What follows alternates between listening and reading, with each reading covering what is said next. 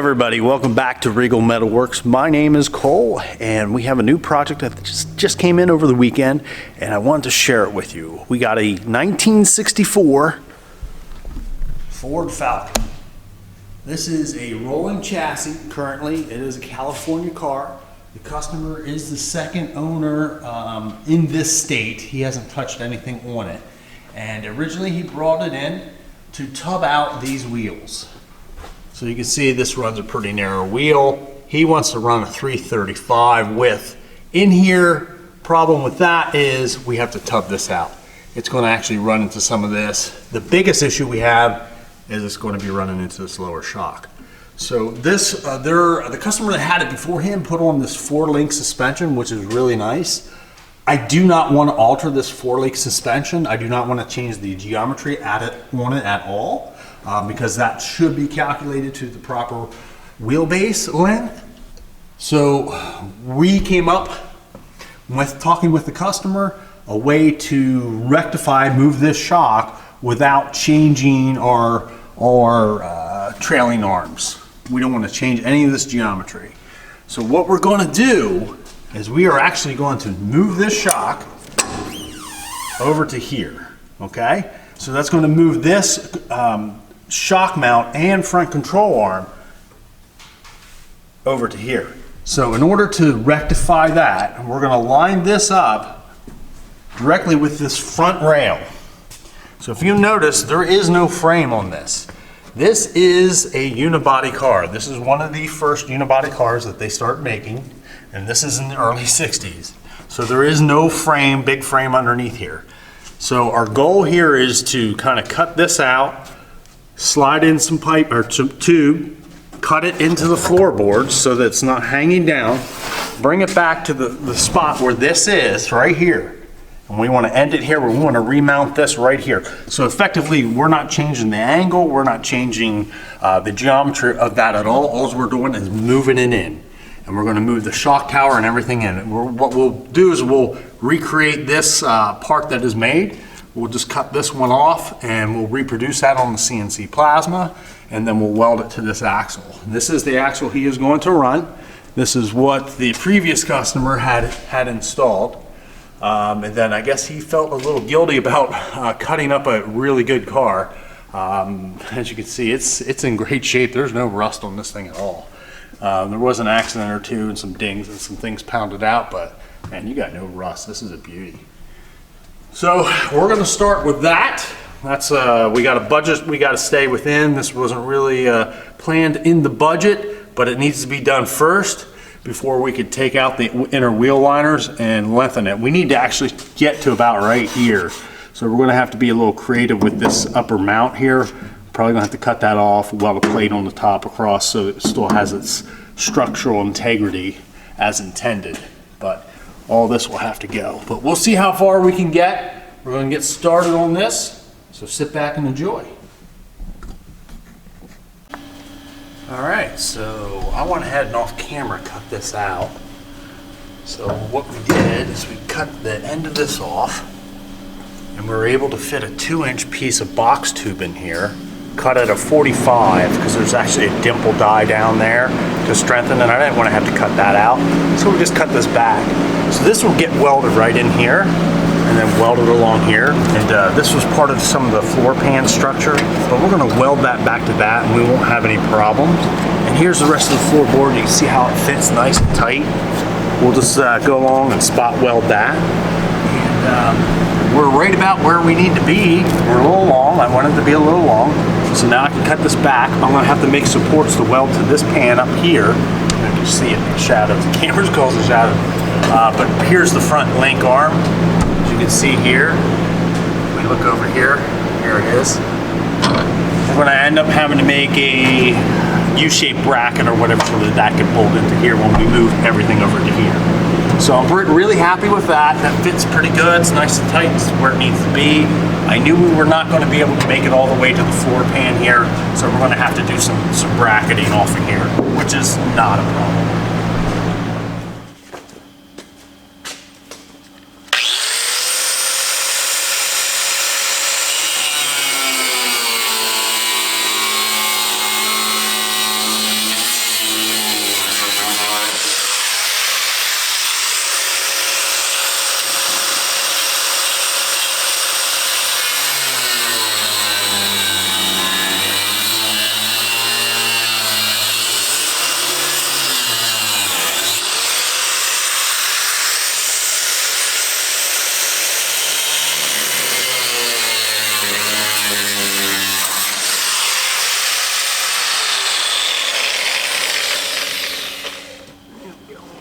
permit here. Plastic rubber, I should say.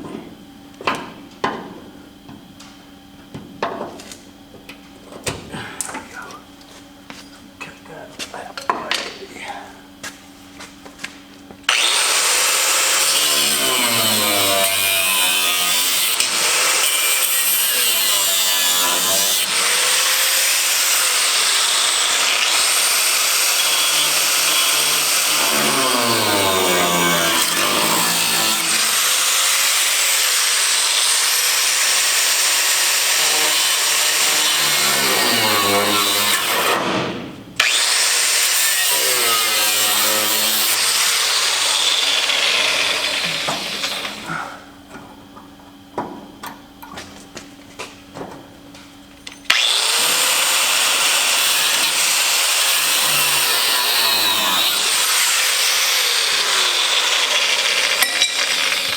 Ta-da! Alright, let's see if this slides in. We tapered this at a 45. That slides in good like the other side. Now, of course, we got all this stuff we got to cut out just like the other side. So I'll actually mark this with a white paint pen.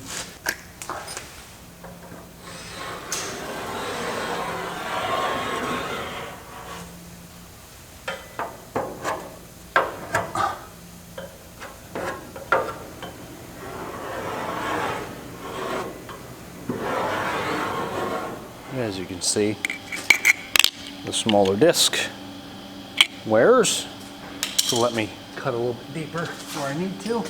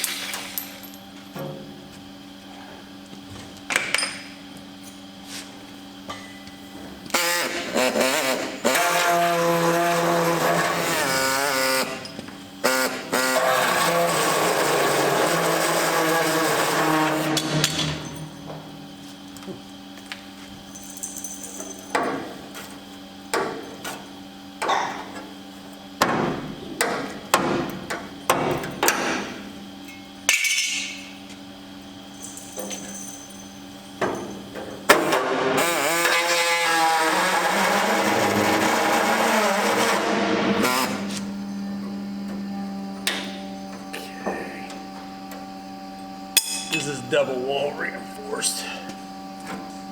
It's a little bit bigger. Okay.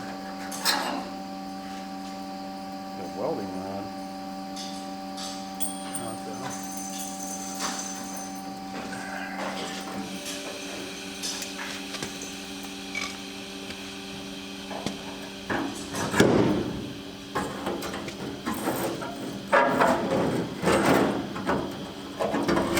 Let's get up there. Cut a little harder.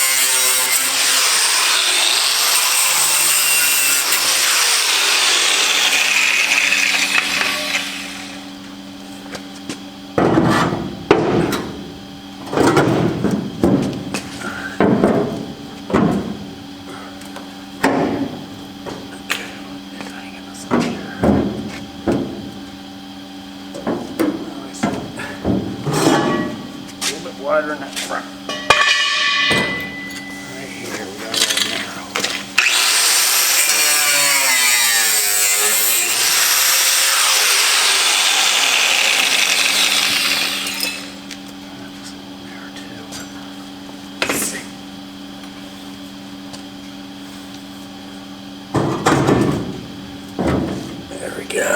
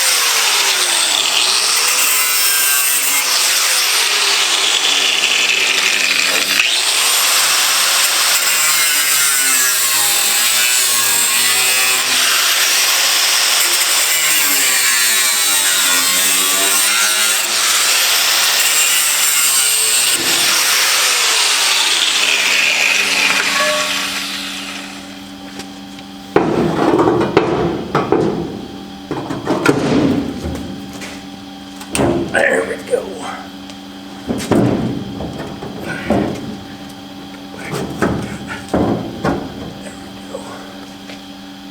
Put the jack under and see how she goes up.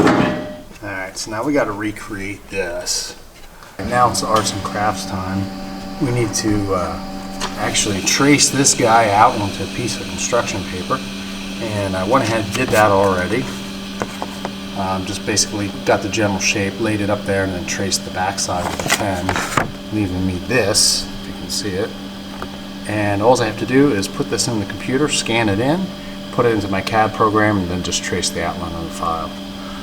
And it should give me, this isn't super critical, the shape or design or whatever, just as long as our holes are in the same point from here. And we have 3 different mounting shock points. I don't know that really matters. It was on the bottom. We could do just one if we wanted to. So I'm going to go and draw that on the computer now.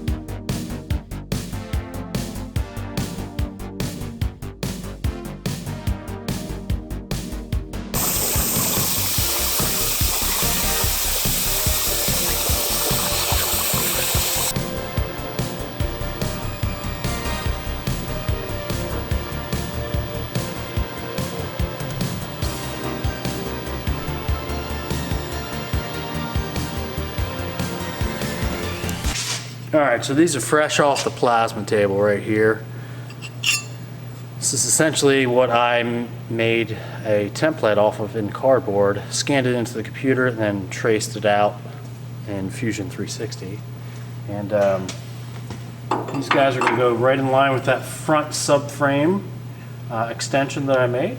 So we'll move over this front lower link, we'll go to there, and then our shock mount is going to go over to here. So now we're going to have clearance for the wider wheel. So essentially it's going to go like this. This gets welded onto here. And if you can see that, it'd be nice if I had a third arm. Oh, there's one. It's going to drop down, way down, down, right there. Like that, and I'll match the other one. That will get all welded. And we will be ready to go, rock and roll. Woo.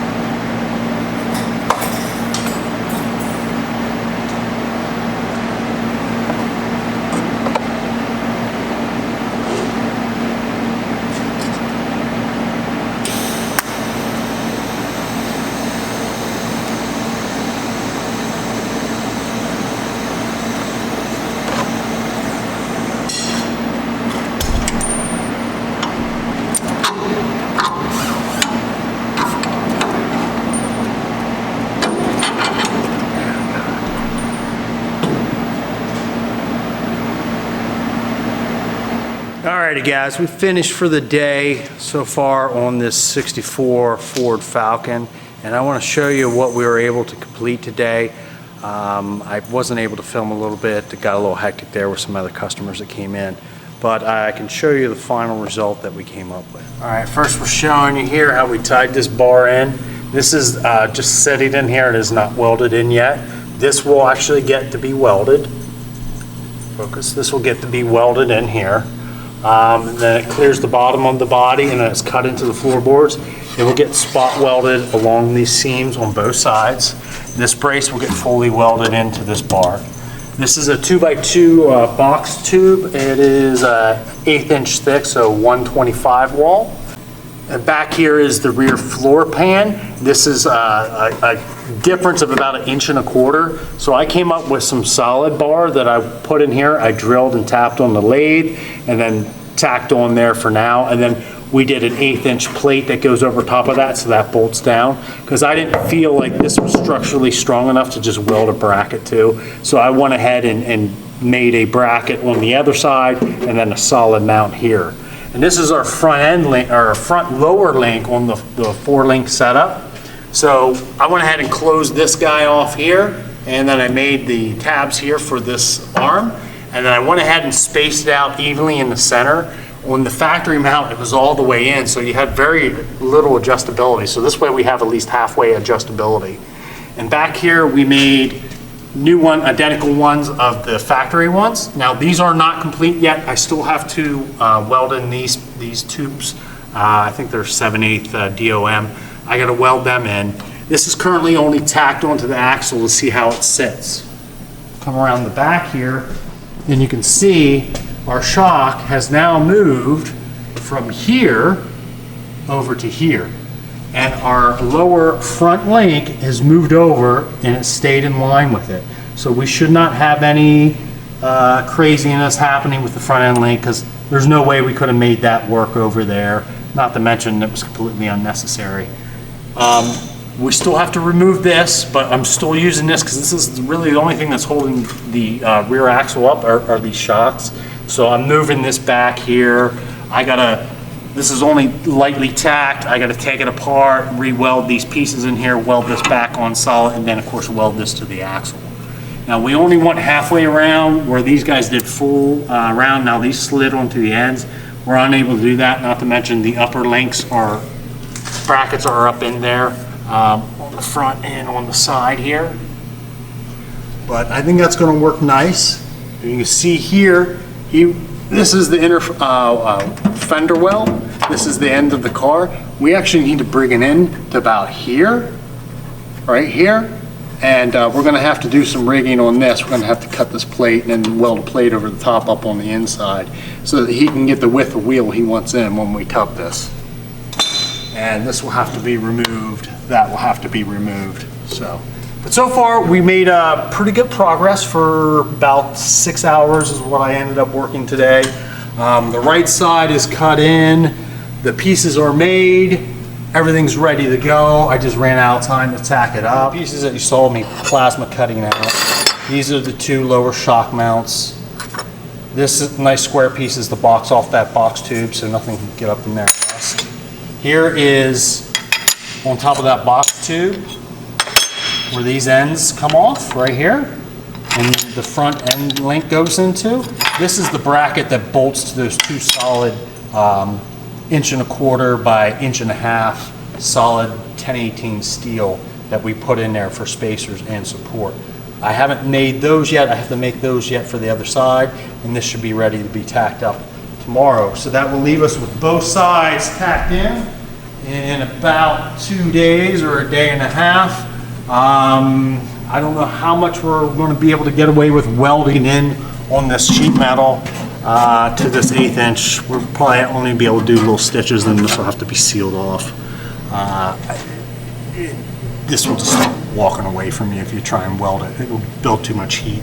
So that leaves only the tubbing for this job. We have a lot more work to do on this. We have the tunnel that needs to be widened out, the transmission tunnel here.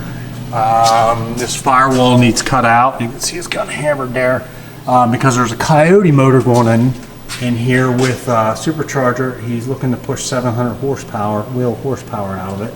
So we're going to have to reinforce this firewall after we cut it out. We're going to have to make the proper motor mounts to mount that. Now that's not going to be this time around. I don't think he has that in the budget, and plus he hasn't found the Coyote motor yet. So, but that's for future. It already has front independent suspension on it, so it's done right. It looks nice. This whole bracket, this is all new. This is all welded in. So this thing's ready to go, ready to make some power. Once we get the we got these rear links done and this axle leveled out, we'll be good to go. Alrighty guys, so if you enjoyed that, this will be a little mini series we're going to do on this car. Feel free to subscribe, check back. I can't quite upload videos every single day, but I'll definitely get the full series of this loaded up, what we do and what we build on it, and put it into a little playlist. Alrighty guys, peace out. So bring your A game, cause you know this party won't stop. We could never run out of time, sipping strawberry lime. You know I wanna share it with you. Bass is going